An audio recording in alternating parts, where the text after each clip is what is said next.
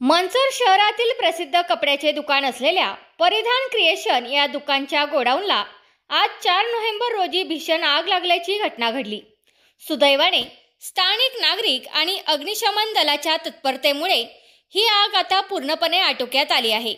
मिळालेल्या माहितीनुसार परिधान क्रिएशनची इमारत ही 3 मजली असून पहिल्या मजल्यावर दुकानाचे दालन आहे, तर तिसऱ्या मजल्यावर देखील दुकानाचे गोडाऊन असून दुसऱ्या मजल्यावर गाळे आहेत। आग लागलेले गोडाऊन याच इमारतीत होते।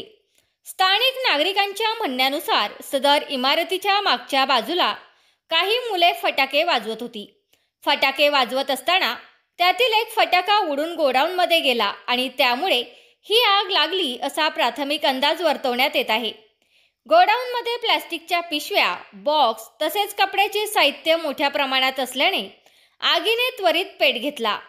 आग लागल्याचे लक्षात येताच स्थानिक लोकांनी त्वरित धाव घेतली आणि आग विझवण्याचे शर्थीचे प्रयत्न सुरू केले। स्थानिक लोकांच्या मदतीने आग आटोक्यात आणण्यासाठी तत्काळ प्रयत्न सुरू करण्यात आले, ज्यामुळे मोठा अनर्थ टळला। या आगीत गोडाऊनमधील साहित्याचे मोठे नुकसान झाले असल्याचा प्राथमिक अंदाज आहे।